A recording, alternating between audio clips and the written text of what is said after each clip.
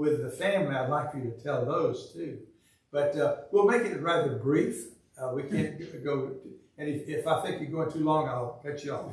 Good, thank you. We'll start. I'm going to start with our guest of honor, and I'm going to start with Greg first, and let him tell, just so everybody can know who everybody else is. My name is Greg Wheatley. I'm Bob's son. We currently live in Cookville and have roots here in Henderson. So. And you're a retired? I'm a retired neurologist. Neurologist, okay. All right. I'm Dolores Wheatley, and I'm his wife of almost 65 years. We were high school sweethearts here when we were growing up, and we live in Cookville, Tennessee, where I worked at Tech. Bob went there to teach economics and finance, and I first started at, I have library science and English, and I worked in public school and went to Tech and became a teacher, and I taught English for a while and worked with the athletic department. I developed a program for them for academics. Yes. And I'm happy to be here. Heard about that program. Okay. I'm Jeanette Taylor. I'm Bob's sister-in-law. I grew up in Henderson. I did graduate from Hardeman when it was a 2-year school. And I eventually went on and got a master's degree at Memphis State, and I retired as a teacher. Where? Retired where? In Madison County. Madison County, okay. All right. We're about to stand up. Yes, yes. My name's Kenneth Gossett. Bob and I ran into a Smith family over here on Hill Street, and they had 3 girls, and we got 2 of them. But anyway, we were at Hardeman, Betty and I both in the 50s, and I rented a room from Miss Light, who lived over across the way here. I didn't know the college catalog said if you're a freshman, you've got to live in the dorm. I didn't know that. Nobody ever told me any different, and I never did live in the dorm. Maybe one reason I got married. But anyway, we lived in Jonesboro, Arkansas for 51 years. And preached there with Washington Avenue most of that time. And we recently, or fairly recently, we're still feeling our way around at Oakland, Tennessee. We've been there really 3 years. Okay. And great Smith family's a great family. Great. All right. I'm Betty Gossett. I'm Jeanette Taylor's sister, Bobby's sister-in-law. I went to Hardeman, married him, worked in the county with a CPA firm in Jonesboro for 32 years, and now we are in Oakland. Now, which one of the girls did you date? Janet. Okay. He's going to And their mother had a lot of parties for the boys that was hanging around. She was a good lady. Yeah. Okay. Come in, Dan. All right, Dan, you're right there. Why don't you introduce yourself? Dan Crop, retired, relieved, and rejoicing. And now my whole working career, I never got to come to things because I was needed elsewhere, and not only elsewhere in the country, I was needed elsewhere in the world. And I never knew sometimes where You're I in was the going. military. I was on the military, retired military also. A planner in the military, so I got to do some gee whiz stuff for the country. And pharmacist also. Yeah, pharmacist, civilian life. So Tell them where you live and whose house you live in. I live right across the street in Worth Powell's old house, which was N.B. Hardeman's son-in-law.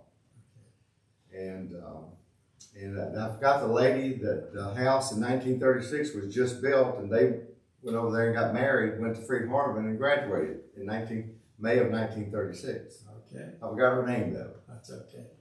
So anyway, so just Is that on the corner? it's right here, right across. Not the one, It's one up the Second next, house. Second house. the next one. Okay. Got a garage apartment back there.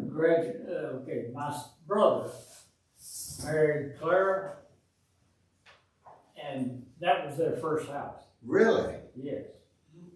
Well, The garage apartment, and they couldn't afford that. yeah. Well, whoever built that garage apartment triple bricked it. Okay? Yes, sir. So I don't think a tornado, L5, it might blow the roof off, but it's not gonna destroy the bricks. So, All right. but anyway, just a little history over there. Just delighted to be here, by the way. Laura? I'm Laurel Sewell, married to Milton. We lived here since 1990. And we're sort of enjoying retirement. It's not really retirement, but we enjoy living here. Okay. I'm James Bright. I'm a local educator. I taught at Chester County Junior High School for 40 years, and I know just about everybody in the county through that. And I retired about 6 years ago, and they asked me if I'd be Chester County historian. I taught Tennessee history and world geography in junior high, and so I accepted that, and I helped with the elections and things like that. And I stay busy after my retirement year, so everything's going good. Great. Okay. And he's a historian. Yes. Yeah. Bill? Why don't you introduce yourself? Okay. Hope everybody knows me. I've been around so long. I'm Neil Smith. I've done a little bit of everything in my lifetime. Run a cotton gin, drove bulldozer, in the restaurant business, and wound up in politics, county executive and juvenile officer, and worked for United States Senator Jim Sasser and traveled all of West Tennessee except Memphis. And I've had a good life. The good Lord has been good to me. And the Smith family, of course, Jeanette and I dated, and their mother, like I said a while ago, their mother was a sweet lady. She took care of all of us boys that hung around over there. Yeah, hang on the table. Yeah. That's right. Yeah. Tom? Tom Childers. I live here in Henderson, originally from Tippah County, Mississippi. As a preacher student in 1966, I started preaching in 67 at Cloverport Church in Hardeman County, which is about 35 miles, 40 miles from here. And T.B. Larimore started that congregation in 1872. It disbanded in 2000, and I have the pulpit out of that. It's in my office, and I treasure it. I preached my third sermon behind that pulpit, and ended up preaching for about a year for that congregation. Okay. All right, Bill? My name is Bill Baldy. I live here in town. TB is a distant cousin, I think it would be, or cousin or uncle. Uncle, I think is appropriate. So I'm just looking to learn more about early history of my family. Okay. Ben? I'm Ben Flatt. Two of you said you were retired. I'm retired. I was tired yesterday and tired today. I was born and reared about 20 miles from where the Wheatleys live. They live in Cookeville, and I was born between Gainsborough and Cookeville. I was here in school at Frieda Hardeman, 58 through 60. I came back as a preacher for the church here in 87 and preached 18 years till 2005. Still live here in Henderson, and I'm preaching now on Sunday mornings at 4th Street in Selmer, covering for 5 months sabbatical for the preacher there, and then I preach on Sunday nights and teach class on Wednesday nights at Pinson. So I'm not really retired except financially. I've been preaching 69 years, trying to learn how. All right. Richard? Well, I'm Richard Cave. I taught at, I was a professor at Frieda Hardeman for several decades, and I'm retired now. All right. You spent time in Brazil as a missionary. Yes. Okay. Don? I'm retired from teaching Frieda Hardeman. I came here in 1985. My wife's parents met here in like 1951. He was from Parkersburg, West Virginia. Brother Gossett would probably, why don't you call her names? Marie Ward and Alan Barber. Yes. Okay, and she and her dad had just pulled up stakes from downtown Detroit and moved to the suburb of Raymer. Stanford. Just outside of Raymer. Her dad was an elder at Stanford when my dad Yeah, was an okay, elder good. at Stanford. Okay, and she told me that sometimes she would sign out to go home, would meet Alan at the corner to go with him to preaching appointments. Went to their wedding.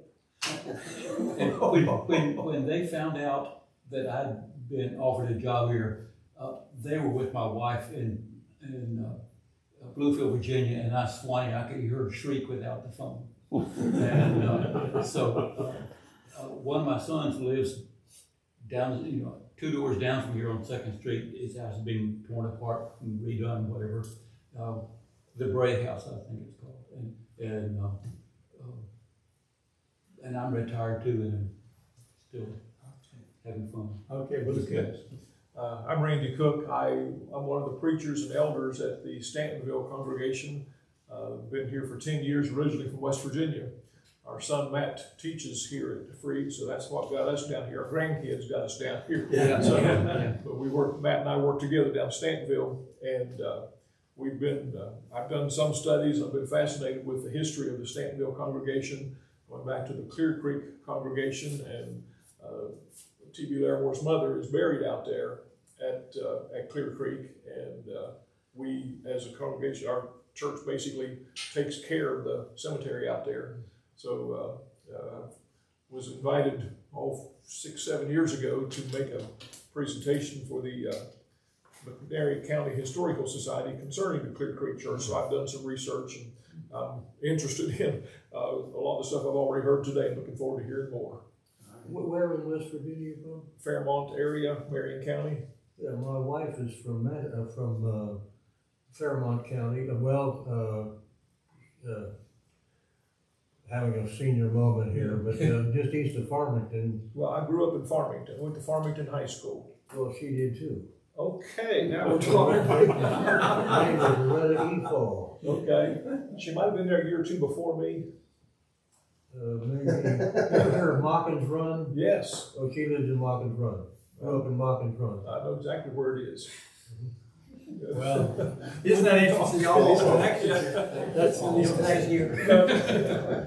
Well, we are. I gave out an information, a biography information, biography. Hey, come in, guys. They're cheaters. There's a place to sit. We sort of scoot through. Sorry about Keep that. that aisle open there. Here's some. Sorry. Then you're with Come right on in. Hey. We are in the process of introducing ourselves to the Wheatley family. I'm sorry that you got here, but didn't get to hear all the introductions. But the new dean of the School of Biblical Studies, Brother Rogers.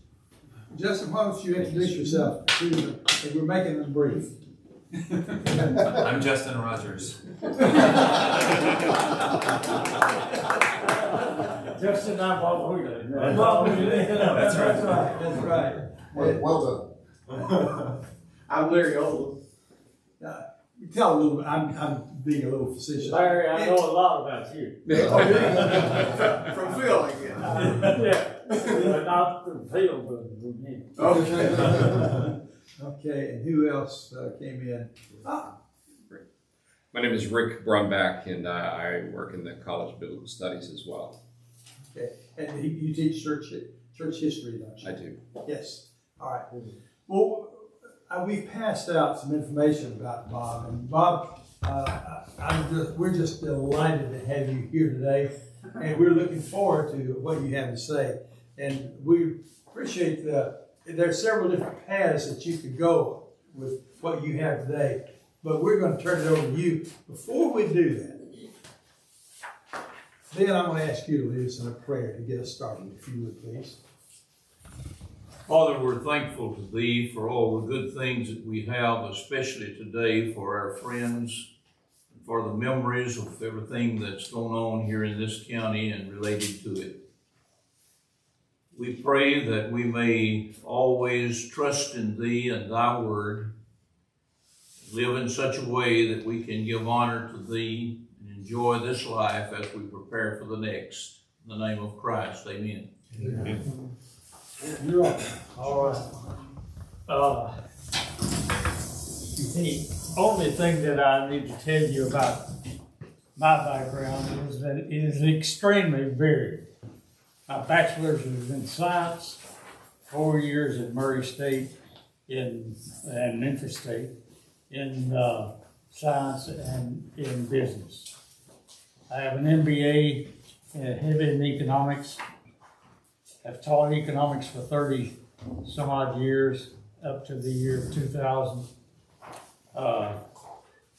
Went after a PhD at Alabama in economics and sociology. Decided that I was going to end up in Washington, D.C., and I did not like that at all. So, my background is very varied. I spent 10 years in the chemical industry, 7.5 of those with air reduction chemical. The fire that they had up in Pennsylvania the other day, I used to make that stuff by the tons and analyze it. Finding chloride, monomer, copolymers, and this sort of thing. I didn't like that because I was getting ready to be blown off the face of the earth any night that I worked. So we went back to school and got the education, and that was a good day. In business, I taught economics adjunct faculty for many years, 30 years, and at Tennessee Tech and at other schools. And then I spent another 25 years in business. So if you total this up, I ought to be about 150. Dolores never knew where I was going to work. In other words, when I left in the morning, I was in construction for many years. For the last 15 years, I was with 5 different companies, helping them do some things, using my education and this sort of thing. I hit on this idea with those 5 people back here, or 4 people. All of us were in a van passing the Meeks farm down there in Stantonville back in '88. And so Betty said, "Are you aware that your wife was born in this house that used to sit behind these trees?" And so the house was John Henderson Meeks' house. And I can't show you all the pictures. But anyway, Dolores was born in that house. It burned to the ground in '46. Dolores was 7 years old. She ran back into the house to get her paper dolls. Okay. So in that visit, Kenneth was driving the van. And in that visit, 2 weeks later, what was the first proposed name for Tennessee Tech was the headlines for the paper, local paper. And it was T.B. Larimore College. So that began to click because of what Betty had been saying about Mr. Meeks and about Larimore and so forth. So in 1988, I started getting the information. I had this book in our house. And this is the book that R.P. Meeks wrote back in 1798. And in the front of it is several pages of the life of John Henderson Meeks and his entire family that was written by T.B. Larimore. So,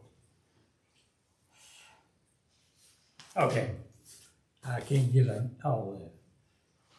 How much time we got? You got Gosh, it's 9 o'clock. I'm already behind schedule. You want that? I told Bill. Out here. You want that board out here? No, not really. Okay. You can. I'll do big. So in the process, I've been researching Larimore's ever since 1988.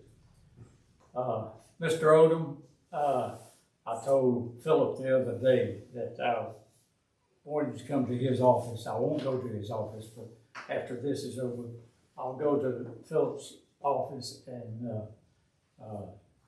probably show him who T.B. Larimore is, because it was his work that started Tennessee Tech years ago. Let me introduce you. The picture back there is the Larimore home in Florence, Alabama. That's a painting of it. That house was burned several years ago. And that's a picture of Larimore. That's some of the known pictures. But that's who you're talking about, Right. T.B. Larimore. Larimore started that school in Florence, and it is operational today. Yes, sir. And that's how Mr. Sewell got in touch with me. I called down there because I knew a book had been written, and so I wanted a copy of it. And they picked up the phone and called him, and I didn't know who Sewell was. And so I found out he's a very, very persuasive man. To say the least. And I've had this ever since 2005. And this is the history that he suckered this fella from Nashville into writing. In the beginning of this, I'll read it to you. It says, it was written by a fellow by the name of Foster, Douglas Foster, who is a PhD from Abilene Christian. Let's see. My purpose in compiling this booklet has been to provide those who might be interested with a broad overview of the career of the Christian educator and evangelist T.B. Larimore. Milton Sewell, president of Mars Hills Bible School, requested that I prepare a part of the research I have done thus far. Okay. He suckered that fella in. I never did get to meet him. But anyway, I don't know how long I'll last. I've already been talking for 30 or 45 minutes. I have bad kidneys and I have a heart that's out of rhythm. So whatever, here comes another side. No, it's not. Thanks. Come in, Dr. Esther. It's Dr. Sam Hester. Hello. Bob. I cannot teach you, if you know anything about T.B. Larimore, you probably know as much as I can.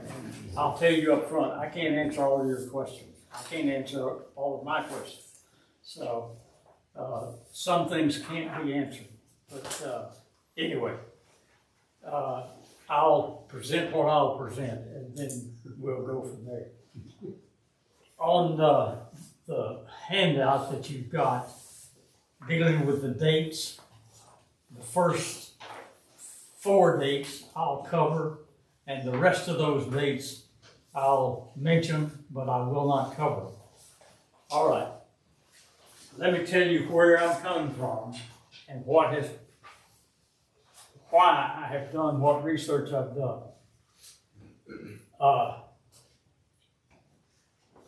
Back in 1955, if you were listening to the radio back in 1955, there was a fellow that was telling you what success is. Success is the progressive realization of a worthy ideal. If you set up an objective that you want to... That was not working. That was not working. Okay. That's all right. If you set up an objective that you want to cover, and then you know the things necessary to do that, then you have at it. You set another objective and another objective. This, in essence, is what T.B. Larimore did during his life. After he got capacity, he set objectives that were real. I learned that from a fellow in 1955. In 1968, there was a fellow by the name of Dean C. Brown, who was the Dean of Engineering of Tennessee Tech, went to Atlanta in early November, and he came back to Tennessee Tech. He said, put me a 40-foot board across Gary Beer Hall stage. They did. They put 5 pieces of plywood together, end to end, across the stage, put craft paper on it, and he says, I'm going to bring you a fellow from New York, and he's going to stop by on his way back to New York, and he's going to talk to the freshman engineering class. So he said, this is important.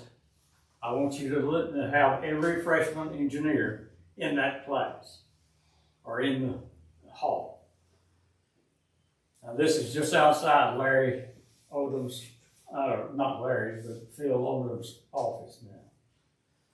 So they did what he suggested. The fellow came in, his name was Barnum. He was a grandnephew of a fellow from circus fame. Mr. Barnum told those freshman engineers, you've got 4 things to work with all of your life. You've got your mental capacities, you've got your material wealth,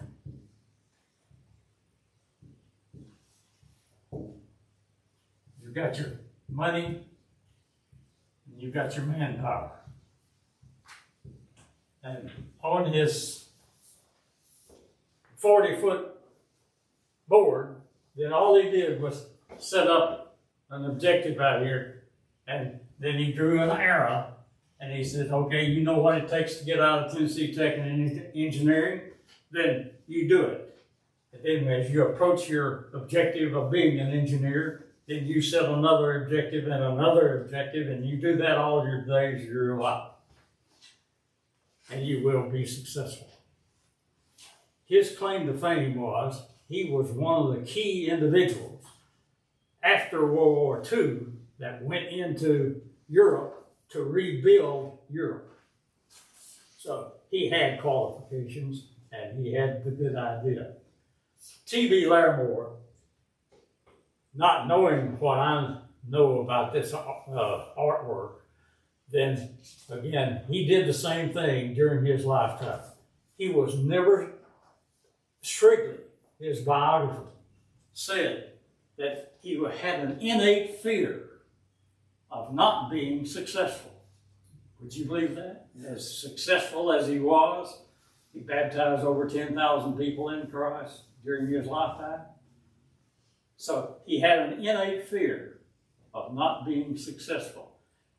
He proved it one time when he went to work for a brick company. And this is it in Strigley's book.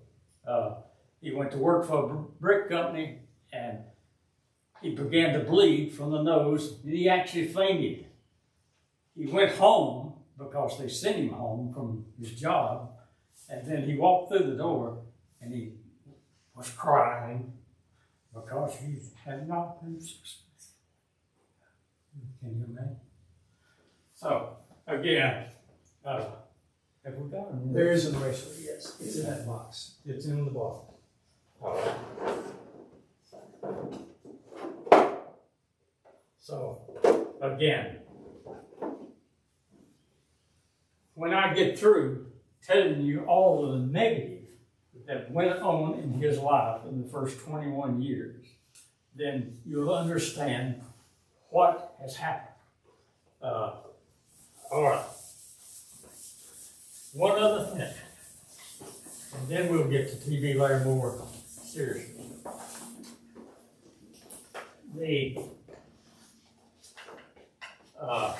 Let's go to the scriptural part.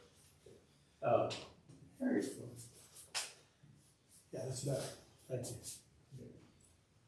Did they put grease on this board? You ought to see me with a blackboard and chalk. That's what I used for 30 years. And what I'm fixing to tell you is I've taught the scripture since 1976. And now let's apply what we've talked about until into the scriptures and see what we find out. I'm going to draw some. This is the world. This is a person's life. You've seen this before. Here's God. He created all of this. And this is Satan, and he has some powers over this set of circumstances. Okay. If a person during his lifetime hears, believes, confesses, repents, and turns away from the ways of the world, and is baptized, and that means committed, then he becomes a part of the family of God. And that establishes this relationship. All right? That's simple enough. You've seen it before. If you haven't, you've studied it and preached it. Okay. In the process, then T.B. Larimore lived his life in accordance with this.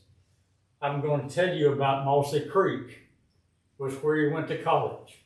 And in the process, he learned about Christ. He learned about this process, but then he didn't act on it. He said, I never did get religion the way that they wanted me to get religion. So he had to go through the Civil War, and then he went to Clarksville and to Hopkinsville, Kentucky.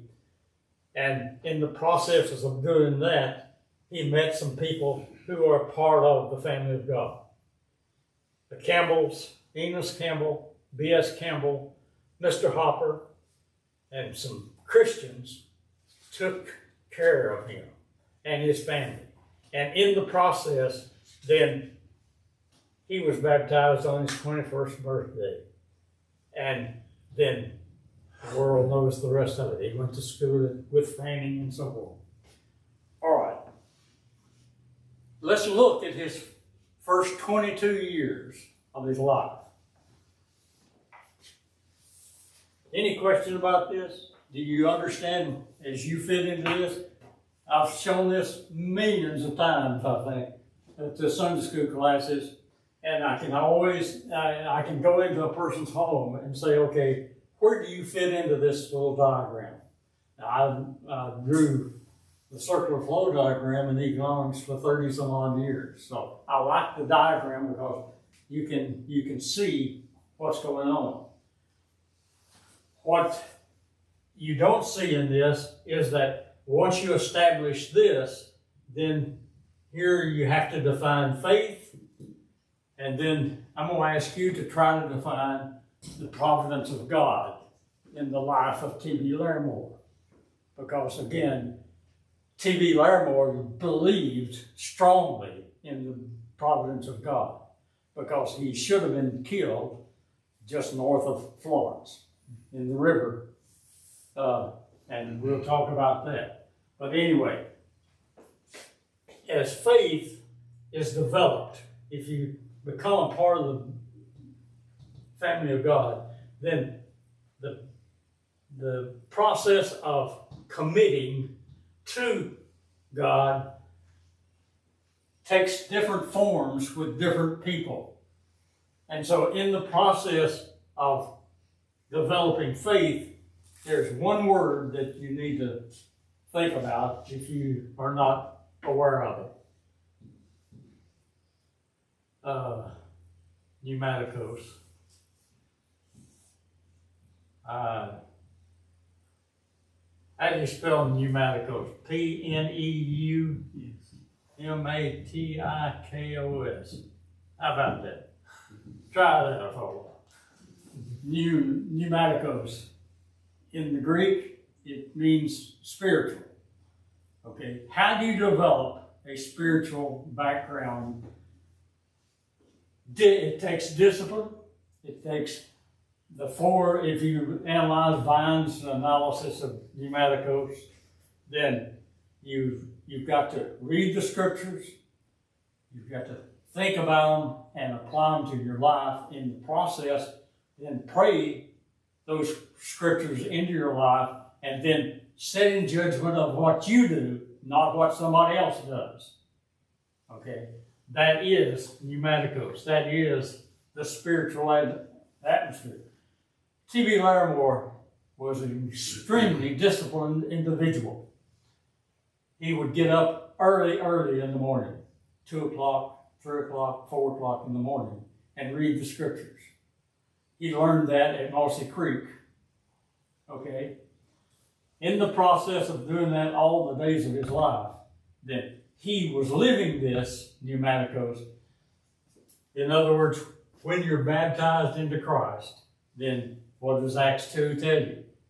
You have freedom from sin if you do what you're supposed to do, and then you have the gift of the Holy Spirit working in your life.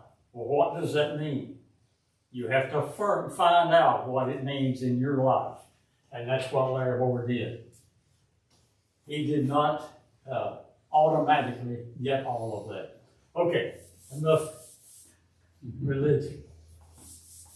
Let's get to his life, the history of it. Ben, I appreciate your prayer.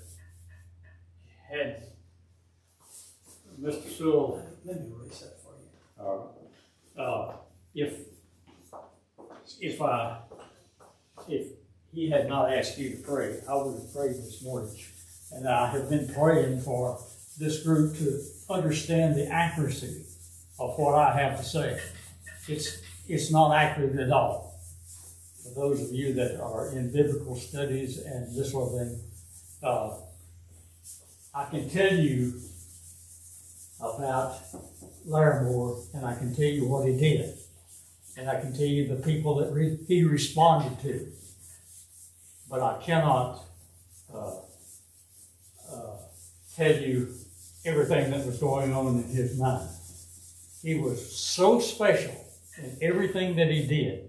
That was what made him so good. Okay, I won't go anymore. I'm not an artist. I thought I would draw a picture of Joe up here. I draw Joe, and it's a hidden shot of him. And Joe makes all kinds of bad decisions sometimes. All right, let's talk about history now. Did that take 15 minutes? I got my 15 minutes. Okay. All right, now we're on to the numbers. The first 9 years of his life was in Jefferson County. Found out yesterday, Greg and another doctor used to go to Jefferson County back several years ago, every week to set their brains right, I guess. As a neurologist, they had problems. But anyway, he did not know the history of what was happening, of course, back in 1843. In 1843, T.B. Larimore was born. And in the process of being born into Jefferson County, there was about 17,000 people in 1840 in Jefferson County. So it was a busy place. As you come out of the Appalachian Mountains, then, or the Smokies, then come down, that's the first area of good farmland. And so they were coming in from the north, and they were coming in from North Carolina and this sort of thing to develop the area of Tennessee. So in 1843 or in 1830s and 1840s, you had Daniel Boone trying to come through Cumberland Gap. You had all the people that ultimately went to Alamo to fight for the Texans out there in Jefferson County. So all those individuals were the pioneers, and everything that you saw was log cabins. And so as a mental image, then you need to realize that that was what life was like in Jefferson County at this time. Andrew Jackson, in the early 1800s, was president, and many of his soldiers were living in this area. Andrew Johnson grew up in that area. So some very special people. That was a special place to be. We don't know who who T.B. Larimore's father was, but he was probably of a wealthy family in that particular area. And then Nancy, who was his mother, then was a Larimore, and she was also probably from a wealthy family.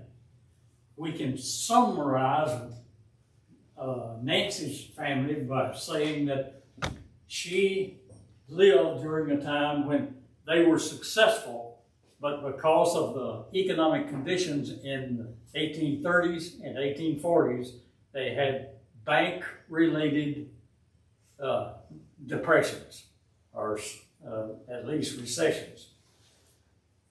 The banking industry, Neil, was all shambles during that time frame. And it was shambles for the next 100 years. The Federal Reserve, don't let them ever touch the Federal Reserve, okay? Because you've got to have it. You've got to have an independent group that is controlling the money of our society. If you don't have it, if that goes into the political arena, man, this thing will go under in a heartbeat. You'll be out of business. But in the 1830s and 1840s, especially in Jefferson County, then anybody could be a banker. And any set of circumstances, you could have a federal bank, you could have a state bank, you could have an individual could start a bank, a business could start a bank. It didn't make any difference. So everything was extremely loose. So anything that the Larimores had in the way of land, and he probably homesteaded the land that he had there in Jefferson County. Then he kept it and used it until such time as a recession came along. Then more than likely he couldn't pay his feed bill. And the person that had it, that had the debt on the feed bill, then probably took his farm in the process. All of this, T.B. Larimore documented in one statement. He said, during my lifetime, there's two things that have bothered me. One is debt, and one is drunkenness. Those two D's then had bothered him. And if you really wanted to look at the family unit, after the father is taken out of his family, then again, that was an abusive set of circumstances because of the father. That's all we know. We don't know his name.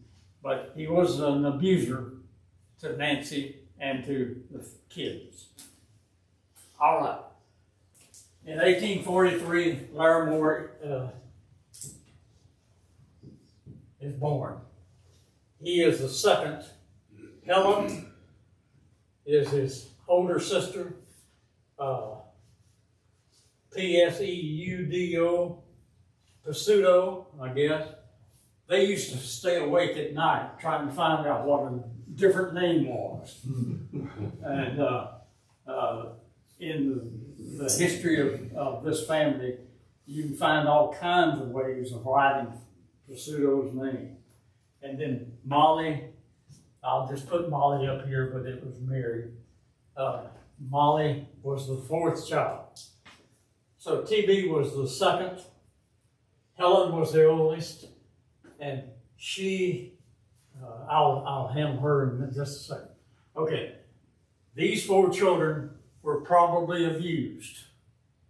And so at the end of the 9-year periods in 1852, they decide that, and the entire group, Nancy, the mother, and then all of the kids, and then there was one more that decided that they were going to move. This Nancy's mother and daddy was George and Mary, and later on we pick up that Jackson V was probably Nancy's brother.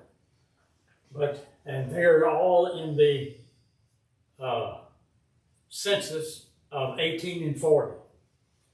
And then in 1860, They are found in Sequatchie County. All of them were found in Jackson County,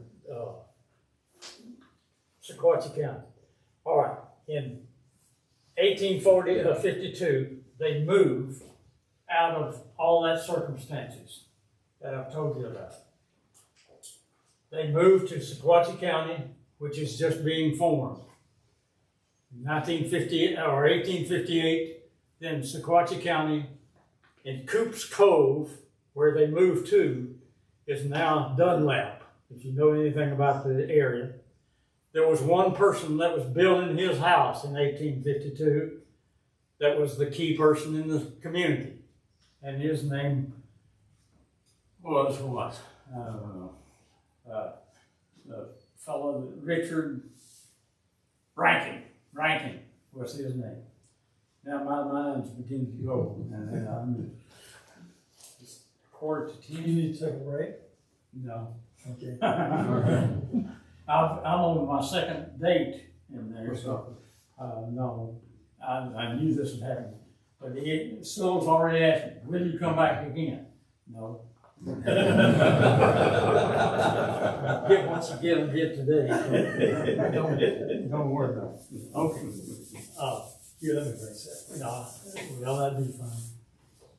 But they moved to Sequatchie County out of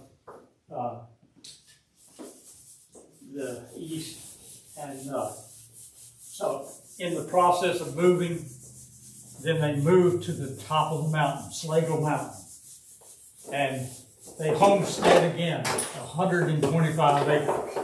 So Nancy TB is a child. She's less than 10 years of age. And so they move on to virgin territory. And there's nothing up there on Slagle Mountain. This was a part of 2,600 acres that was allotted to an individual just to say that they had the land. In other words, did those people ever have it? No. Did they ever homestead it? No. So it was free for anybody to come in and work. In the process, y'all do a good job. Thank you. You know, Need that spray. Another career. In the process of them moving up there, then they had to build their cabin again. They had to clear the land, and then they're sitting on the top of the mountain. If you've been to the Sequatchie Valley, then it comes down at a very steep rate. To go into Coops Cove, then they had to go down several miles down just to get groceries. And Mr. Rankin's store was the only one there. So in the process of that, they lived with that. There was one school that was up there on that property, or near that property, that TBL went to that school. I have a layout of the land that he deeded then to Mr. Rankin later because he couldn't pay his bills, I'm sure. So it's history repeating itself. In the process of doing that, then everything was getting better, but it's still, they were in poverty. They were still trying to make it economically. So we don't know exactly when it was, but in the process before 1860, now this you would probably have never heard. I went through the census data, and this is what I think happened. Nancy came off of the mountain with the kids and went down to Sequatchie Valley to Coops Cove. So in the process of doing that, how did she make a living? Well, in 1860, the census data tells us that this is the way it was. There was 4 houses in Coops Cove, and they renamed it Dunlap, and I'll call it Dunlap from now on. Here is Nancy and the kids in Coops Cove, and about 4 to 5 years had passed.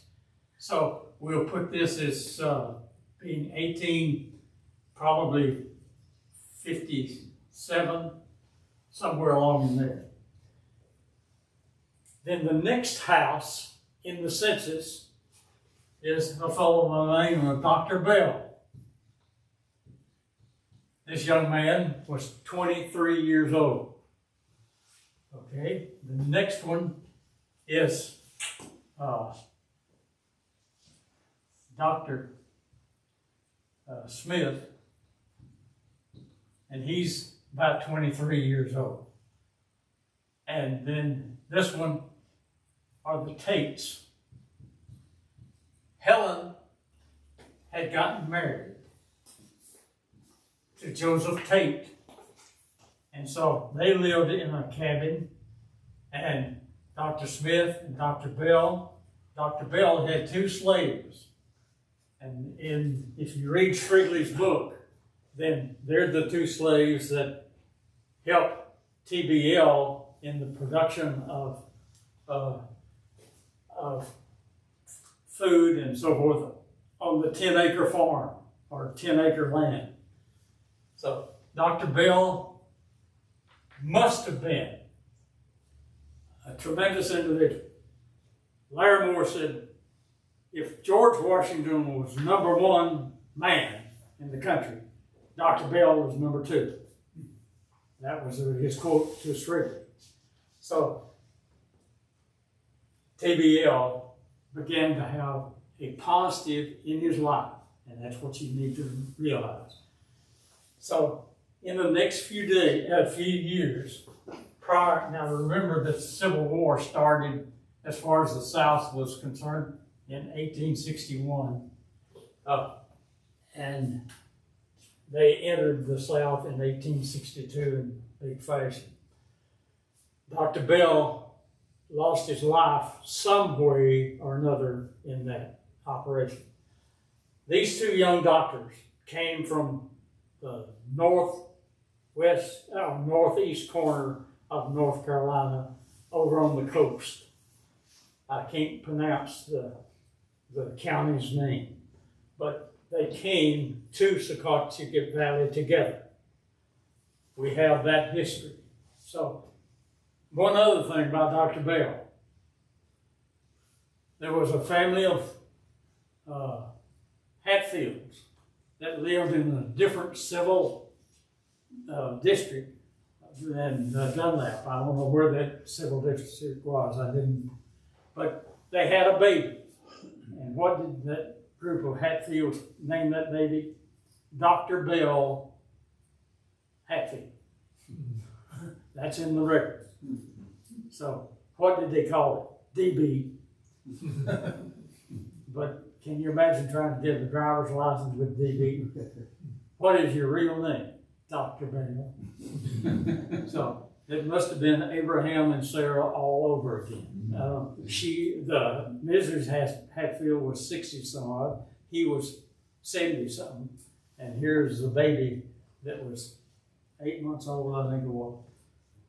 So Dr. Bell was special, but he was a positive part. He let the TBL and the 2 slaves work that 10-acre field, and that became a source of income. Was that the money that was going to take him to college? I don't know. But I would say that Dr. Bell probably had the capacity. In other words, that is the next move. It's when TBL then becomes a teenager, then he walks to Mossy Creek School, and where is it? Right back in the county where he was born and raised. Who financed that education? He was there for 2 years. I've got the picture of all he had a dorm to live in the second year. They had built a brand new dorm in 1859, and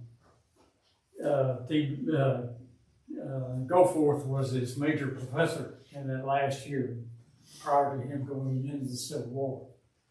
So Are you retaining any of this, or am I telling you anything new? But anyway, always keep these people, the Tates, that is Helen's married name. In other words, she and her husband, Joseph, are living in a log cabin separate from the rest of the family in 1860. So, in the process of all of that, then Larimore then leaves the school, heads into the Civil War in 1861. Any questions? Give me a break. Whatever. Let's. There's some connections. Let's move from that, and we may want to go back to it. But you have some connections here in Henderson, Tennessee, on Crook Avenue, and so a lot of folks are interested in your connections here, and then how you're further connected to the Larimore situation. Gosh. You're born on Crook. Were you born? I was born on Crook Avenue down in the 4th block. There's twin houses down there. My dad was a twin. Born on Easter Sunday in 1905. The houses are just alike. They were just alike. Actually, my grandfather and grandmother lived in the first one. This goes back to what I was telling you about the Franklins. My Amy Franklin, my dad's Amy Franklin, my grandmother's, my great-grandmother's daughter, married 2 times. Gillespie, the first time, he was a part of Jack's Creek. He was a businessman in Jack's Creek. He died a relatively young death. Then she married, Annie Franklin married Mr. Franklin. He had been the postmaster, first postmaster, I guess, in Chester County. He was also a lawyer. He was also a clerk and master for the Chancery Court. And it was his cane that I gave, they gave him that in 1914 for his service to the county and this sort of thing. Annie Franklin was special. Her mother was special. She was a Stone, and her brother was the governor of the state of Mississippi after the Civil War. The only governor of Mississippi to serve more than 1 term. He served a partial term. By law, they're not supposed to serve more than 1 term. But this was back in the 1800s. But anyway, Annie Franklin, after those 2 deaths, she may have had insurance on both of them because she was quite wealthy. She built a house down on West Main. If you go over the bridge, it would have been on the left-hand side where the old hotel was that burned when you and I were young. Then as you pass that down on the flat, Annie Franklin's house was on one side. Her brother's house was right just like it on the opposite side. And what did they name the street? Wheatley. They couldn't spell Wheatley. Whatever. But anyway, Annie Franklin was special in the fact that she had money and she knew how to spend money. She built the house for her brother, and then in their old age, my grandfather had TB. She went to Florida, in St. Petersburg, Florida, bought a house down there and moved them down there until he didn't respond to the weather, and so they moved him back. And so in the process, then they built the twin houses. My grandfather and grandmother lived there. He died in 32. I was born in 38. So I never did get to know him, but I knew my grandmother. And in her life, then she had her youngest daughter, her only daughter, and Rebecca, that lived in the house with her, and then Uncle Paul, the twin, had lived in Texas. His wife died, and he moved back, and Gail Wallace now was Gail Wheatley before she married, and then in the process of that, then all of that clan was living next door in one of the 10 twin houses. Uncle Paul never really did anything until his mother died. That was in 52. Let me ask, do you all have some questions that you want? Bill, you have connections with the Baldys.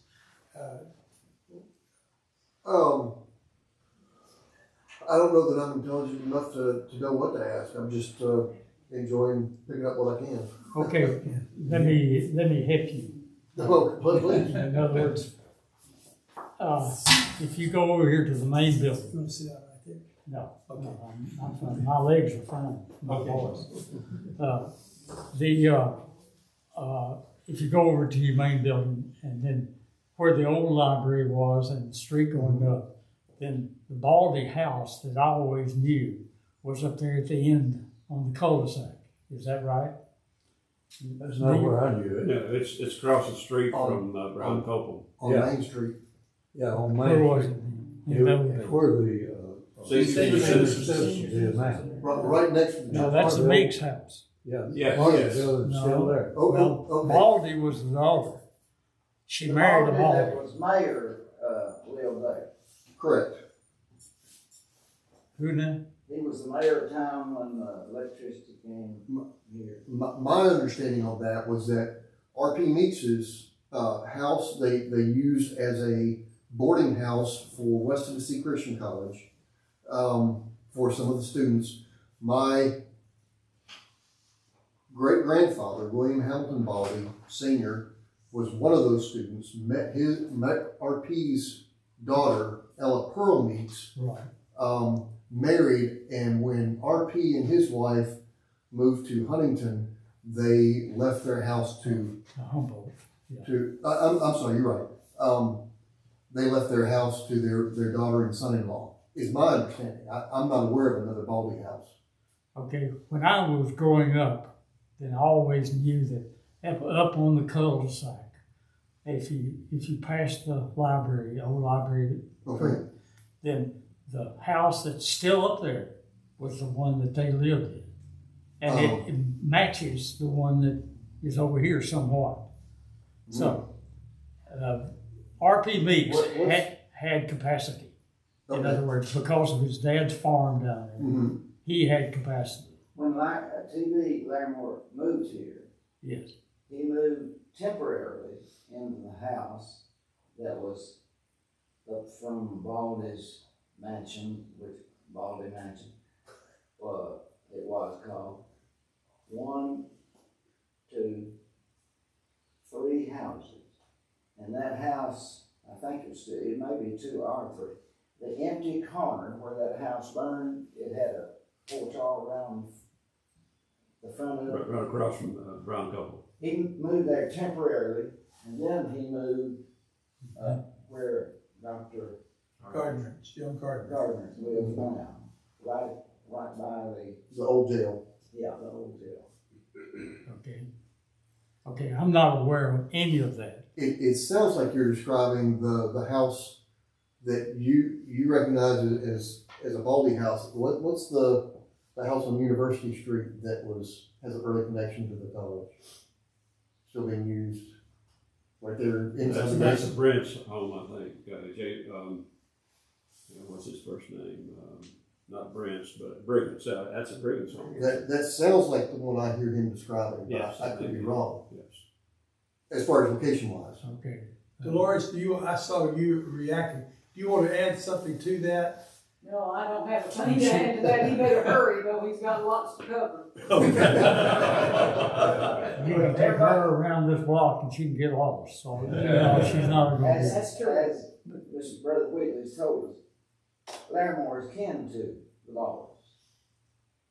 No. The one, No. all right, they were related in some way. Molly's Yes. Molly's daughter married Baldy, I think. Yeah. But there is a marker out in front of that building we're talking about next to the senior Still citizen. there. That's out front, that has the name on it. Okay, let me carry you through my logic as Okay, far as go ahead. Larimore and Sure. RPD. Sure. Uh, All right. You want that what erased? no, okay, this, okay. Let me cover the Civil War real quick. Okay. Gosh. It's been 4 years. All right. With Dr. Bell's help, T.B. Larimore goes to Mossy Creek, spends 2 years getting an education. He had gotten a little bit of an education on Sligo Mountain there in Sequatchie County. And then he goes and gets the formal education, and it was good. They had 4 years. They had 100 and some odd students the first year that TB was there. So he got a good education under Goforth. He was noted for it. Then after the Civil War, the rumblings of Civil War starts, then they decided to shut the school down, but it was another year. It was 1862 after the school year. Larimore was already in the war. So let me show you what his record is. You can follow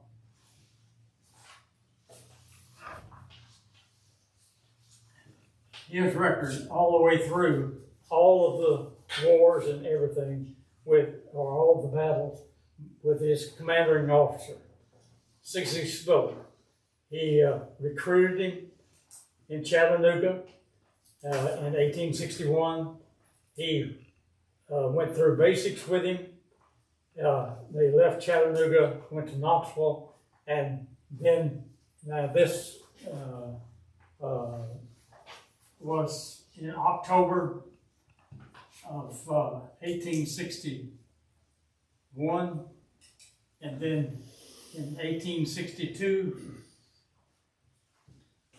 in January, then here's the state of Tennessee, and here is the state of Kentucky, and here is the Cumberland River, and here is Nashville, and here is Somerset, Kentucky, and here is Nancy, Kentucky, and so here is the river, and so Larimore was put into a cavalry unit, and in the process of working in the cavalry, his commanding officer was C.C. Spiller. He was a boat captain on the Tennessee River prior to the war. He worked the upper Tennessee and the lower Tennessee, and in the process, he knew, and all of his crew, all of that crew went into the war together. So C.C. Spiller was the commanding officer of 200 men, Larimore being one of them. But I guess that Larimore was probably the only person in that entire group that could read and write, more than likely. So in the process of getting to know him, then all of a sudden they are sent to the area of Nancy, Kentucky, which is just outside of Somerset, and that is going to be the location of the first battle in the South. Fort Donelson comes on about 2 weeks later, but this is the first battle. It was setting up right on the river. Nancy is 5 miles up from the river. Before the battle in December, then their commanding officer was a fellow by the name of Zollicoffer. Zollicoffer was an editor in a paper in Nashville. They made him general, and he got shot. He was in the wrong spot at the wrong time, And in that battle, which lasted about 4 or 5 hours, then he got shot. But in the process, Zollicoffer says, Spiller, I want you to go to Nashville, get a boat, bring it back up here, because we may need it. Now, he didn't know that the battle was imminent, but he had his troops on the north side of the river. And so he said, bring back supplies and so forth. It is a question that cannot be answered, or I haven't found an answer. Did he have to go all the way to Nashville to get the Noble Ellis? That was the name of the boat. We don't know. He may have had the boat brought to part of the way, but it was a long ways. It was, 150 miles. So they had to translate that.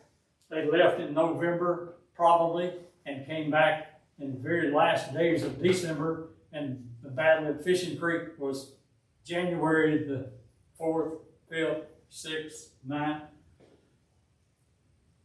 So the Noble Ellis and C.C. Spiller had just gotten back to Kentucky when the battle broke out. They had unloaded the things. They had to go fight the battle, which was 5 miles up the road. So their unit stayed down where they needed to be.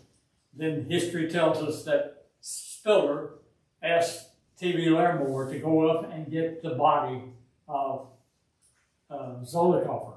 He brought it off the field, he and another fellow, along with some others from other places.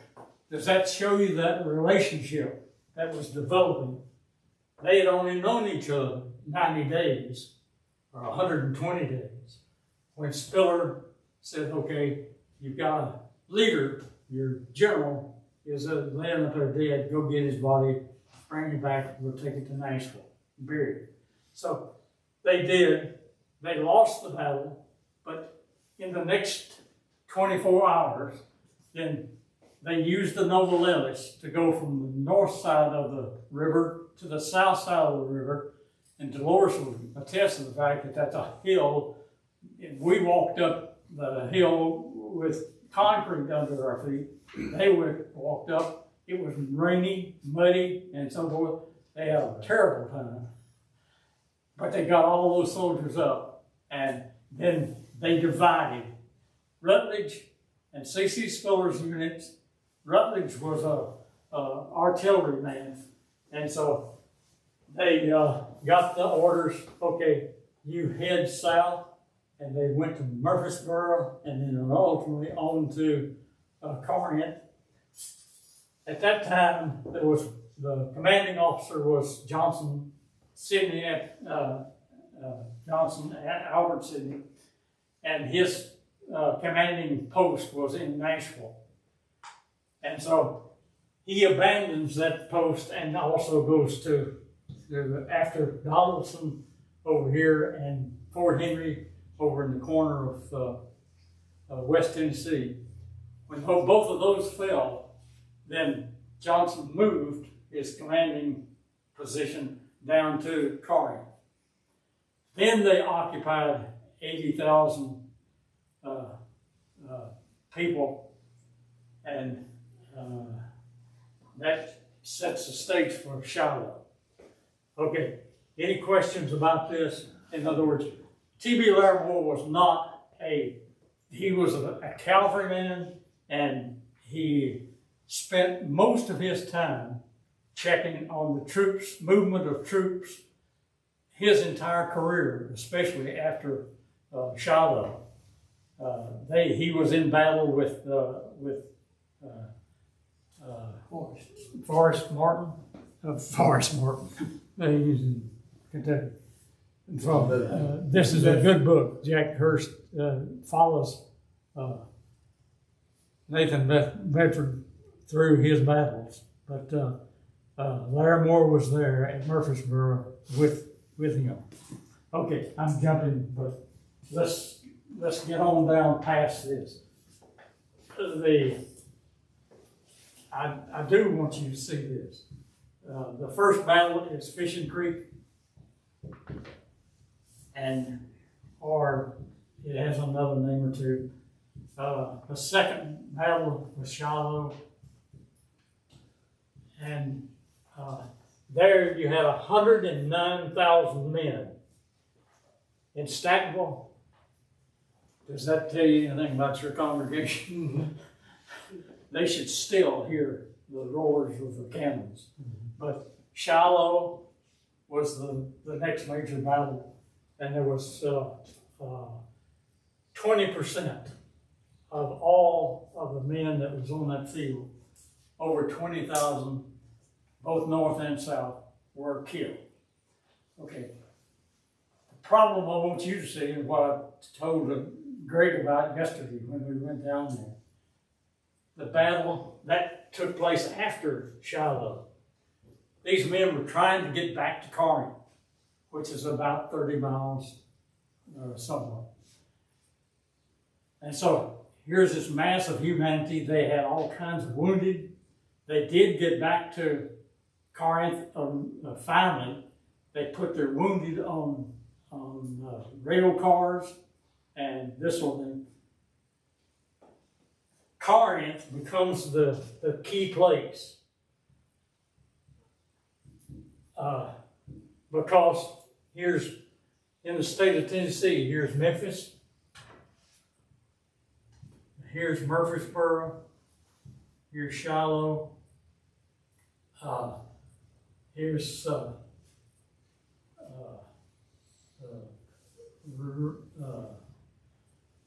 railroad coming through Henderson and coming all the way down to Gulf Mobile. And here is Corinth. And here is a railroad that came through Chattanooga all the way to Charleston. So Abraham Lincoln told Grant, I want you to capture that railroad because that's got to be the way to stop everything happening above it and below it. So Grant then at the Battle of Shiloh, after the battle was over, and I need to tell you about the cost associated with that battle. The major battle, they had 55 of their generals and their the leaders of the both sides. They had 55 Union officers, and they had 48 Southern officers died in that 18 hours of fighting. So that was a cost to this nation. If they could have sat down in Washington and said, okay, we've got to come to some agreement without the war, then look at the leadership in that one battle that was lost. Now those were key people. I don't care if one of them was the editor out of Nashville. That was up there. But anyway, in the process of the railroad that goes down through Henderson, Tennessee, it was Henderson Station. Dayton was the name of the community then. All right, that railroad intersects the railroad coming from Memphis headed toward Charleston. It goes through Alabama and eventually comes back up to Chattanooga and then on down to Charleston. That was supplying everything. So when Forrest goes to Murfreesboro for the first Battle of Murfreesboro, then they had 900 Union people there manning a depot. And it was a depot that had been set up to control the flow of materials to the soldiers in Murfreesboro. If the statistics are right, Forrest annihilated that bunch. One night, he attacked them at 4:30 in the morning, and by that afternoon, almost all of them had died. Larimore was out on the Tennessee, on the Nashville Turnpike on the north side of Murfreesboro. So within a very short period of time, a very few weeks, then Larimore had served as aid over on the Tennessee River. He wasn't really a part of the battle. But this battle that I'm fixing to tell you about took place after Shiloh. They were moving this humanity out, and there was a battle of fallen pines or fallen trees. And it was an area where a farmer or somebody had cut a bunch of trees trying to clear the land. When they were trying to get out the soldiers from the battlefield at Shiloh, they had gone about 3 days and made maybe 20 feet. They just didn't get them very far. Grant decides to send Sheridan down with a whole host. So who was the last off the field? Forrest and his cavalry, and C.C. Spiller and his cavalry. They were protecting the rear end of all of the mass of humanity before them. So they turned around and shot. Forrest gets shot. He takes a bullet in the spine. He stays on his horse, and he makes it to Corinth. Didn't want him in the wagon because it was too rough. So they sent him on to Memphis. He recruited while he was there on a 2 weeks furlough. And so they bring him back, or he came back and joined his forces. But they finally got all of that mass of humanity down to Corinth. And then they began to distribute all of the people that were sick on trains. They'd send them out in boxcars to hospitals. Can you imagine? Can you imagine what Larimore and all those others that were left on the field to protect the rear end of all that?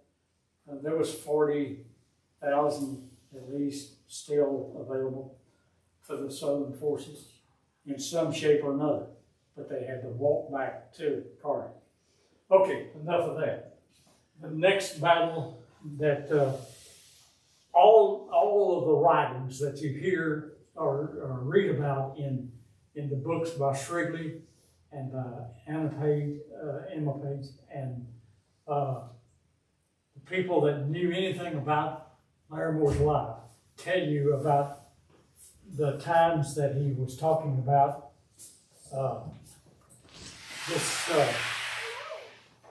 on this area going from Shiloh all the way east to Chattanooga. That was the area where on a daily basis Larimore was on a horse watching on the north side of the Tennessee River. He was watching to see where the Union troops was going. Don't ever underestimate what the contribution of T.B. Larimore was for that effort. Then before he's captured, he sees that the second battle at Murfreesboro was won by the North. They retake that area, but Corinth was a dropping off place for all kinds of materials. Murfreesboro, Abraham Lincoln knew that if he was going to attack Atlanta, he had to have a source of getting materials and food and so forth to those men.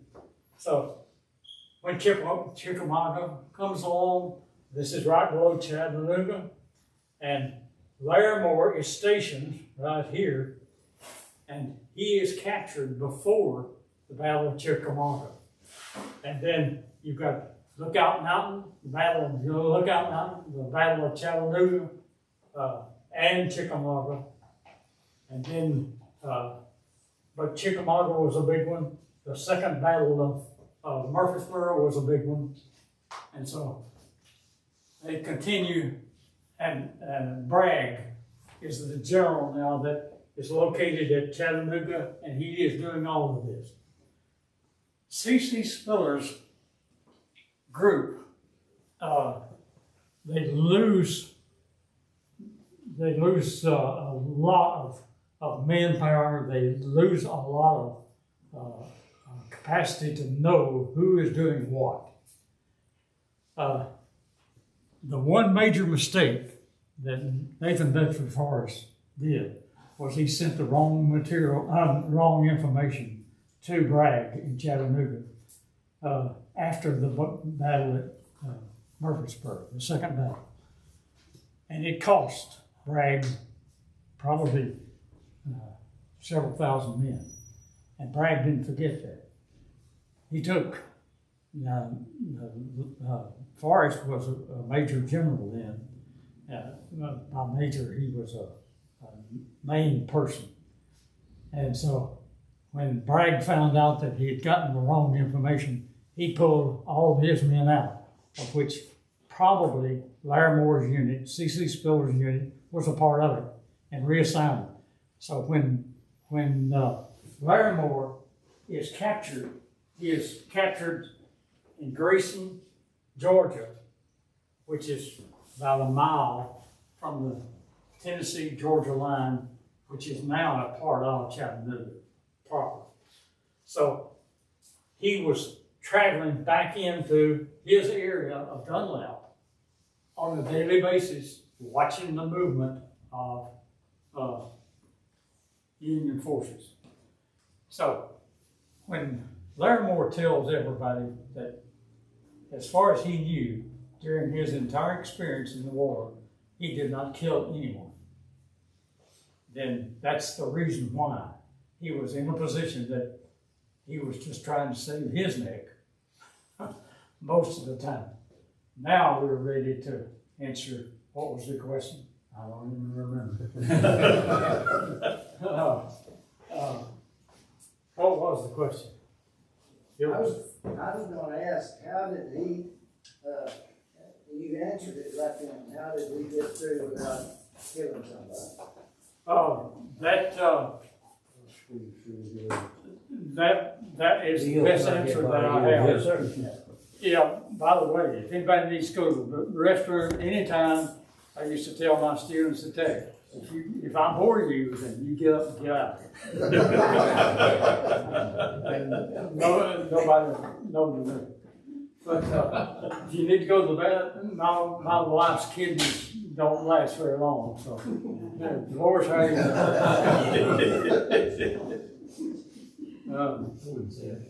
we'll be out here for 5. Okay. The next major thing is Larimore is caught, and he signs a non-combatant agreement, and he's caught down here. They had sent him out from Grayson, and they caught him up here in his area around Dunlap. One thing that you need to know, and when I tell you that the Battle of Murfreesboro and the Battle of Chickamauga, they were just getting ready for the Battle of Chickamauga when Larimore got caught. And so within a matter of 2 weeks, and here's another major battle, thousands of men. Bragg loses another 17,000 at that battle. And so he won the battle, but he didn't have enough strength left in his group to protect Chattanooga or Lookout Mountain or any of the rest. He lost those. So in the process, then Larimore goes back after he is captured. He signs the agreement. He goes back and he gets who? Nancy. She's in her house there in Dunlap. Pseudo, you never hear a thing about him for the rest of his life. In other words, we don't know how he died. He probably died or left during the war or whatever. But he is never mentioned in any other literature that I have found. He's certainly not in the census. So then Molly, the youngest daughter, and then Helen Tate lived down the street. In other words, there was Nancy, then Dr. Bell, Dr. Smith, and the Tates. And those 4 cabins were right along each other. So he gets the ladies, and by that time, Helen has a daughter, Coppola. She stayed up a week trying to find a different name. Coppola was less than a year or a year old. So they get in a wagon. They must have gone to Crossville first and got up on top of the plateau and then moved out and go to Christian County, Kentucky. Okay. What are you going to plan lunch? 11:30 or whenever you finish. Okay. Well, I'm coming to. Okay. Okay. Here, I'll get that. Yeah. Now we do that. The process of, if you go out of Nashville, due north, then you've got Clarksville, Tennessee, right on the border, 4 miles from the Tennessee-Kentucky border. Then you've got Fort Campbell, and that military institution. But back in the early late 1800s, and during the Civil War, before the Civil War, let's go to that. That was a special place for Restoration churches. Okay. In Christian County, where Hopkinsville, Kentucky is, then there were 9 Christian churches in that area at that particular time. Now, that was in 1850, 1852. To show you how powerful those were, they bought a slave, bought him out of slavery, sent him to Liberia in Africa as a missionary. They educated him. Enos Campbell educated that man, sent him out as a missionary for the Restoration churches. So that's the kind of people where Larimore is headed. Now, that was in the the early 1800s when that happened. By early, I'm talking about 1850, and prior to that. In 1854 was when they bought the slaves. Alexander Cross was the slave's name. What was the historical surrounding of him swimming the river there at Florence, north of Florence? You said Providence. Okay. Work that into that.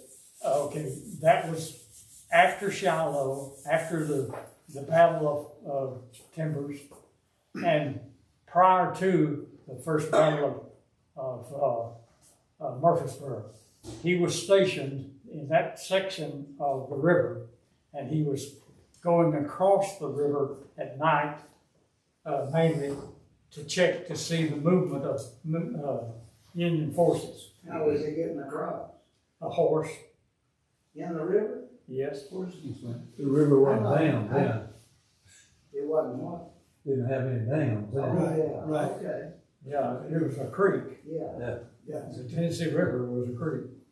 Sure. But it was a creek that you have to know that is nothing more than pure travel place. In other words, if you wanted to move anywhere in the frontier back in those days, you used the river. And if we ever get to the life of Work my way back again. his farm was 3 miles from the river. And can you see him coming down the river from Columbia, which was a new town, and saying, okay, this is where I want my farm. So he homesteads it at that point.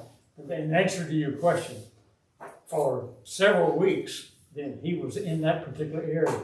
Then C.C. Spiller gets the communique from the headquarters. They had changed his general, And he said, you meet Forrest at Morrison and get over there because he's headed back to Murfreesboro.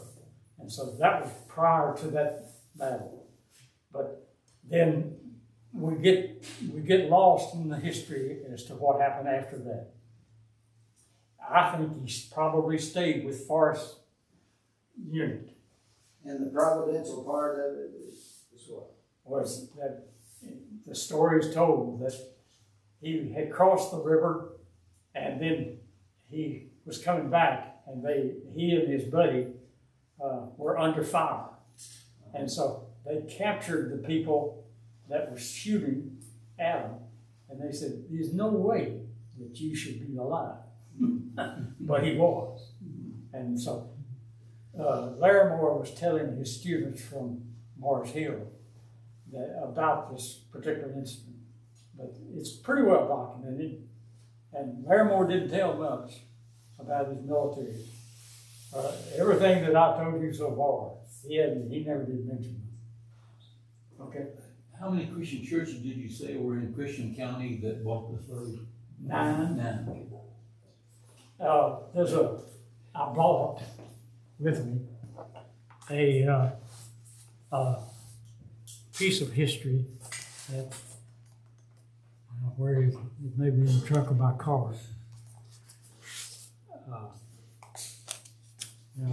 I'll just tell you that there's a fellow by the name of Brooks Major. While he was at Vanderbilt, he wrote a thesis on those churches. There was 9 churches. Liberty Church was the key one, and it was 4 miles south of Hopkinsville. I've got to tell you the rest of that story before Larimore even got there. In 1861, the Southern forces under Forrest had gone to Hopkinsville, and even though it was above the line, he established a camp for recruits. And so he was getting recruits out of the southern part of the United States. They were moving toward Kentucky. They did not have the right clothes on. So I had to ask my son, and he didn't know either. But they all contracted black measles, and it was because of the lack of clothing that they had. They were standing watch outside in the cold winter. They couldn't stand it. They developed diseases. They lost 300 people, men, in that camp over the next few months. They had soldiers in every church in Hopkinsville. I've got a list of all the churches. There was about 15 different places where they had patients. And finally, the health man from the state of Kentucky came in and diagnosed what black measles was all about. And so in the process, but they had already done the damage. And you have to know also that Hopkinsville changed their military surroundings 6 times during the Civil War. The Union would take that town, and then the Southern forces would come back. So they did that 6 times. One of the hospitals was Nathan Forrest's office, and they had sick patients in there. But what I want to tell you is that these people were committed Christians. I don't care what church they went to, they knew who Christ was. And so, but the Christian church movement at that time, they were, the one in Hopkinsville was a big congregation by that, 100 and something members. Liberty was, at the time that Larimore was there, was about 50 people. But they, anyway, they were compassionate people. They not only took care of them, they had 200 people that's buried in one cemetery, in just a mass grave up there. And another 100 people that died that was in other graves. All of that is on the internet. Would you say one more time the name of the particular person that they sent to Liberia? Did you mention Alexander Cross. Alexander Cross was the person who was The black slave that was freed? Yes. Okay, I thought I heard you say Campbell, but. No. Okay. Alexander Cross. Yes, and Campbell, there was 2 Campbell brothers.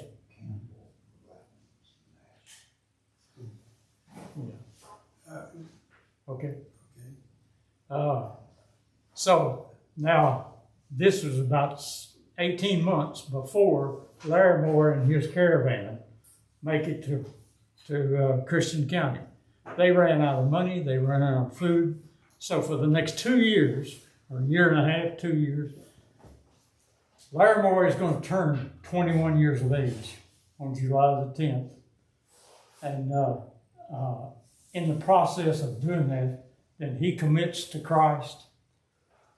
Hopper takes his, Hopper baptized him. Enos Campbell, I think, took his confession. He was baptized in the Little River. And then within a matter of months after the war ends, then he heads towards Nashville. He gets back in school with Fanning.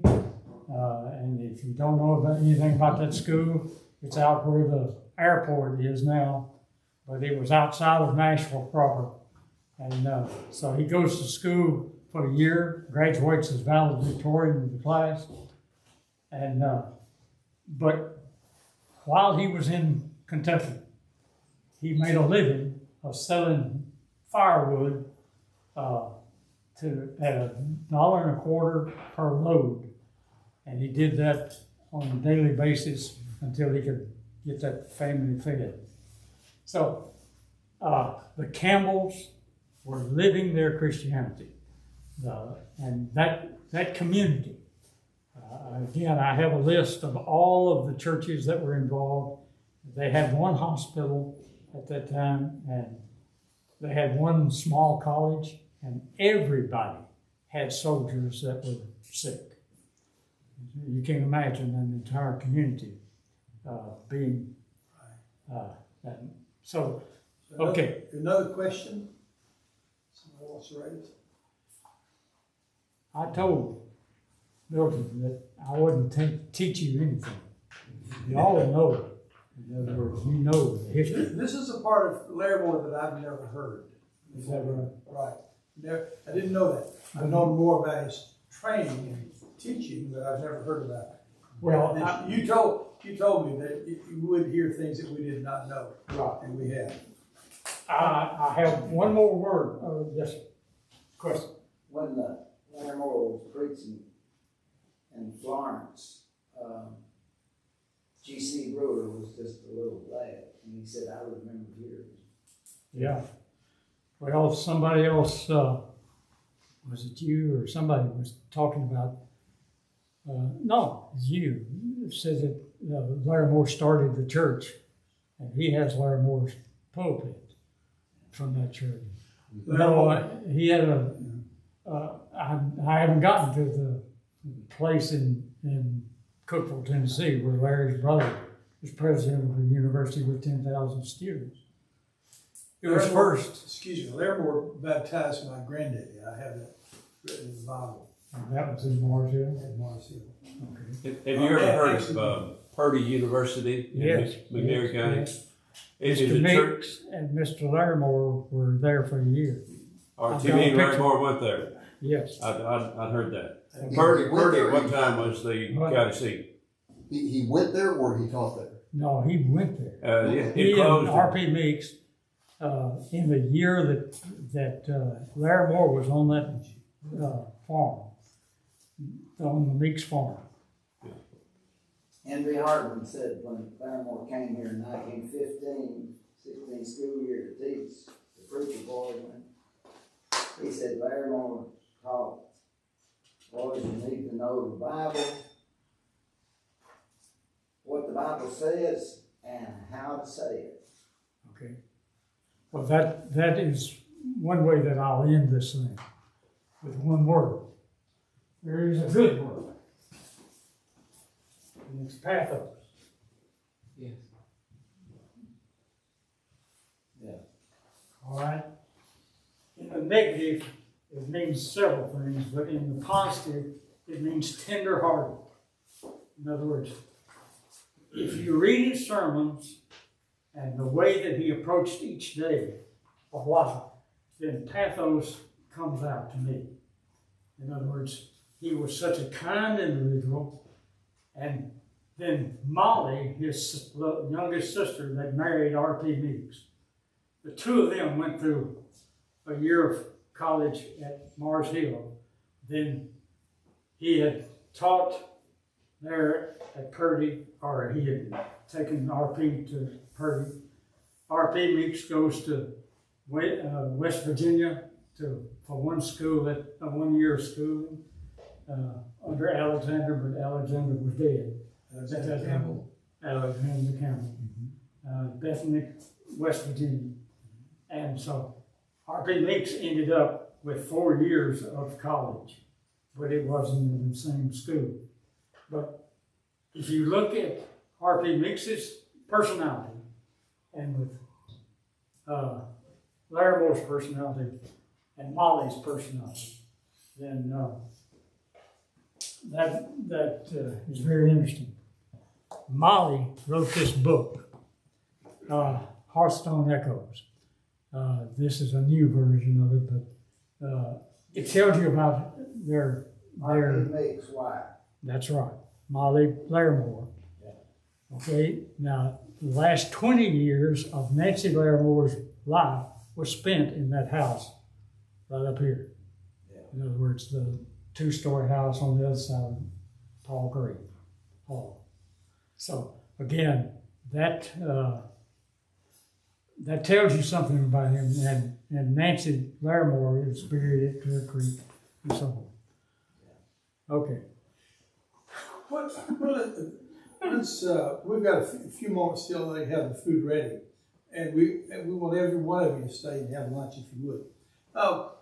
There may be some personal questions that you have, or maybe some statements that you have about. Of course, Stantonville is very highly mentioned in the Meeks family. Yeah, where exactly is the Meeks farm?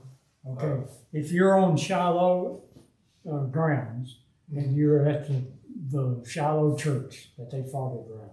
Yeah. Okay, 3 miles directly over.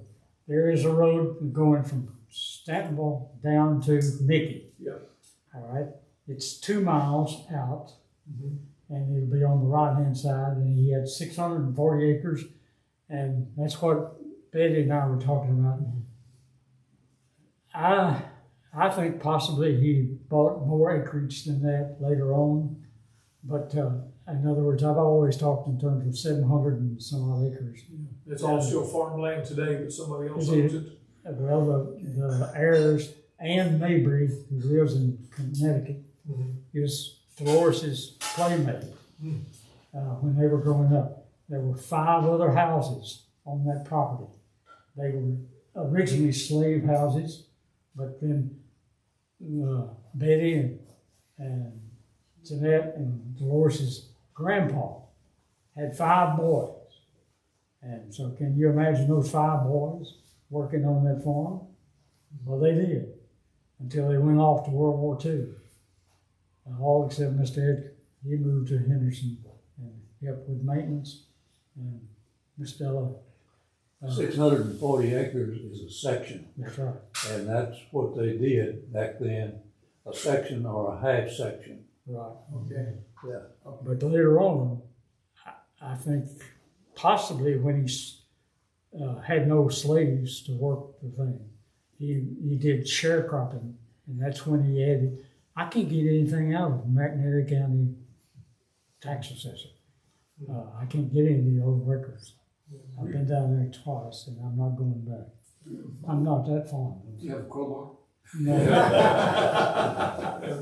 We've No, I hadn't got, thought of that. Right here. we've got the handwritten, business meeting notes of the, Clear Creek Church, clear back to 1841. Okay, we do too. Yeah. She's got a copy of Copy of it. that too, yeah. And it's, fascinating. I have read from that book, and, Billy Nix, who went to Free Hardeman, preached at Stanville when we were growing up. And he had access to that book, and he wrote a kind of a synopsis of the business meetings of who they fellowshipped on such a day, and because they got drunk on Saturday night, and about different people appointed to preach. The book, he can tell you now, the book is too fragile to look at. Some pages are missing. It was at our house at one time, and I have read from it. And Billy Nix wrote a brief summary of that, and he mailed it to Jimmy Lovell in California in 1952. I gave this brother here, I typed the letter. Jimmy Lovell was going to write a book about the history of the church, and that was going to be it. He sent the letter back to my dad. He has a copy. That he said he was not going to be able to do the book. I can relate to that. But it was a fascinating thing to read, and I brought this brother today some pictures of Clear Creek, because when I was a child, we went to Clear Creek on the first Sunday of our gospel meeting and had dinner on the ground. And the Stantonville Church building was, I do not know when they moved from Clear Creek to the highway in Stantonville, but we had a one-room building and classes met in different corners, and I have some card classes from the Gospel Advocate in the early 1940s. And later on, when I was baptized in 48, they had built, the building was painted white and Stantonville with classrooms on the back. We did not have a baptistry, and I was baptized in the Foot Street Church building in Carter, Mississippi in April of 1948. And Billy Nix preached there, Maurice Howe preached there, Thornton, that lived in Carter, Mississippi, Thornton preached there. So that is our background, and we lived on this farm from 1937 until 1952. Dolores was born in the main house. Jeanette was born in a two-room cabin across the main road down in the pasture. I was born in what they call the Sheep Neck community down close to Shiloh, and we moved on that farm in 1937. I remember we lived in 4 or 5 different houses. We were living in the main house when Dolores was born. My daddy worked on clearing the property from the Pickwick Dam with the WPA project. And when the Irvins, Mr. Irvin that owned the farm when we lived on it was a great grandson of Colonel Bates. And they eventually moved to the main house. And we moved into a house with 2 rooms and a dog trot, and a room on the other side. And we were living there in 1943 when my grandmother died. Eventually they tore that house down, and we lived in another house, and they built this house, and we moved there. But I remember a creek that ran through behind the house, the last house on the road. It had a small house built on it, and we put milk and butter in that little house. The water ran through it 12 months of the year to keep it cool. We also put butter in the well bucket and put it down in the well to keep it cool, and you drew it up to draw water, and then you put the butter back in there and let it back into the well. And the day the main house burned, it started in the kitchen area and moved toward the front. And the only thing that was saved was some Victorian furniture that they had in the parlor, which was in the front of the house. And I gave this brother a picture of the house. I was 10 and high. Jeanette was 8 and high. We were in the field chopping cotton by ourselves. My mother was in Selma shopping with Mrs. Irvin. My daddy was in the field with the team, and he was plowing probably a mile from the house. But an 8-and-a-half-year-old and a 10-and-a-half-year-old, we were put in the field. We chopped cotton all morning. We went to had lunch, and we chopped cotton all afternoon. If you can imagine, putting an 8.5 and a 10.5-year-old in the field to work all day by themselves. A lot of them was looking for dogs. And that was probably in July. No, it would have been a little earlier than July. By the way, you mentioned Billy Billy Smith. And I know you got a class. Billy Smith was named after Billy Nix. Billy Smith is Corey Elkins' brother. That's correct. And I told Sister Elkins this week, I've talked to her twice, that we were coming over here, and she was very excited about it. But I've given him a copy of I wrote a paper in 2004 about life on that farm and the work we did about killing hogs, about boiling water in the backyard to wash clothes with a regular washer and a rub board. I have some old things in my house. It was a different way of life that none of our children or our grandchildren would understand now. And so it's a personal story of life on that farm. And the day the house burned, Dolores was in the house with Ann Mabry. And Jeanette and I dropped our hose and ran to that house. And I went down to the field to find my daddy. And by the time he got the mules unhooked from the cultivator and to the wagon and we got back, the house was gone. And I have two things in my house. I have a little square table, shaker type table, that I remember in the original house is sitting in the kitchen with the water bucket and the wash pan on and the dipper. I still have it. My daddy gave it to me in the 1980s before he died. And it was always where we moved, and that was the purpose, the water bucket and the dipper and the wash pan set on it. And it will go to my son someday. I also have a 20-gallon crock with a lid that came from that farm. And when we cooked out the lard, we stored the lard in there, and I could see my mother taking a spoon and dipping up a spoon of lard to fry and cook with, and killing hogs. And this farm across from the man house had a set of scales. The scales were underground and a platform, and you drove the wagon over the scales empty. And you gathered the corn. When you came back, you weighed again on the scales, and that's how the corn was divided for Mr. Irving's third. The cotton was divided at the gin. If I remember correctly, he got 25% of the cotton and 30% of the corn. Okay. Let's come back. Let's come back here to Bob. Okay. These pages contain what she was telling me about Clear Creek. And here's the family. Here's another shot.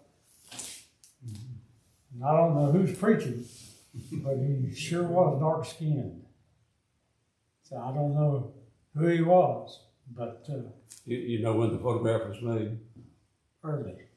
No. I can't tell from the kids. Could be with the Nichols.